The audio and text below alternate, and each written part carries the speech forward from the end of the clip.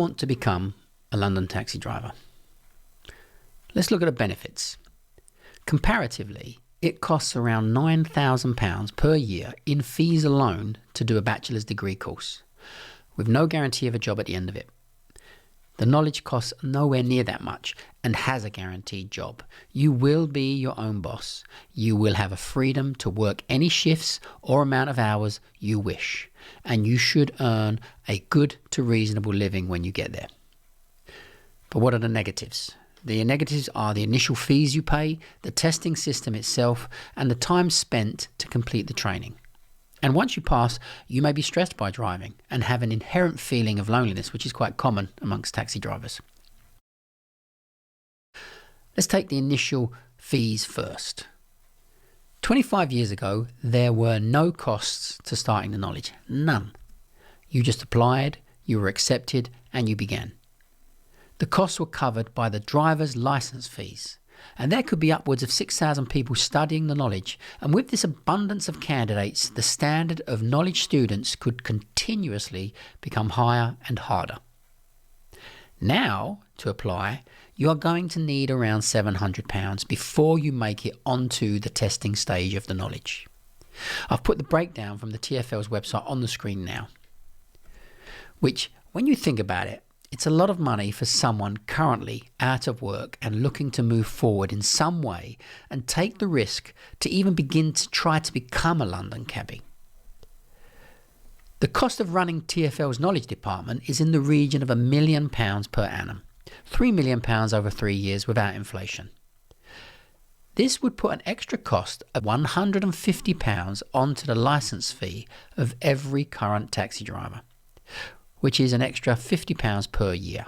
That's how much it would cost each taxi driver to subsidise the knowledge once again and keep it alive.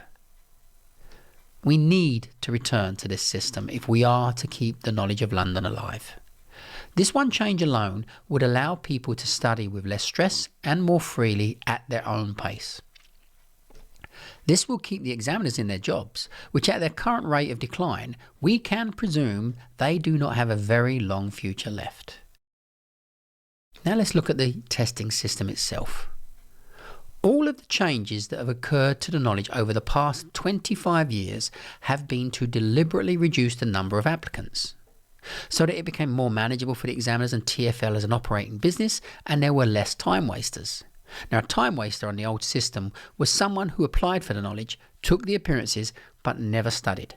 They just hoped that if they did their time, they would eventually get there. And they very often did. Also, 25 years ago, doing the knowledge from start to finish in 2 years was very common. And with all these apparently progressive changes that have slowly been implemented since then, doing the knowledge in 2 years is becoming extremely rare. And this is where more changes should occur. Redlining with the current number of applicants on the knowledge should be abandoned in its totality. If you don't know what redlining is, it is this. You can pass 3 of your exams with flying colours. You can show exceptional skill level. Then you could have a bad day and fail an exam. Then you could have an examiner who has failed you before you've even entered the room. By this I mean the examiner already knows they are going to ask questions above and beyond your ability, above and beyond anyone's ability, even their own. Now, what was a happy student is now a stressed student who needs to pass just one more exam to be moved on a level.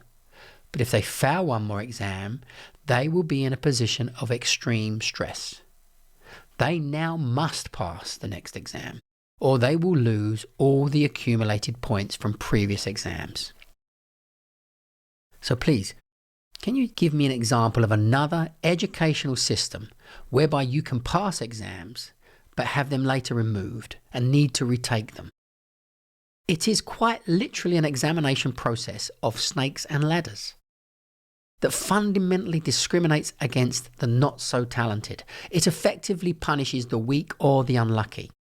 And this should not be about so much luck when such a high skill level is being demanded from us. So now the time it takes. Should it really take someone 5 years on average to become a taxi driver in London? Does that make sense to you? Does that time span make sense to you? Do you think it's justified? Because here are some cold, hard truths. There are currently 850 people registered on the knowledge. 495 are on appearances, which is being tested. 355 are learning the Blue Book runs, but as we know from experience, many of this number may have already given up. Year on year, the number of applicants on the knowledge is going down. In 2018, it was 650 applicants. In 2019, that fell to 450. By 2020, it was 190 applicants. And in 2021, it was 150 applicants. Some years back, I gave a talk at City Hall about the knowledge and the things that should change. The very things I'm talking about here. And quite literally, since then, nothing has been done. Any proposed changes are met by our industry with aggression. Even taking the knowledge back to an era of 20 years ago would be a fundamental improvement to the knowledge and the numbers applying. I've recently been making the comparison of a company that runs a business and is seeing their product very quickly decline in sales. And they wait and wait and wait and do nothing to address the problem. You would, if in a normal business, think about improving the product, also reducing the price, and maybe reducing the manufacturing costs.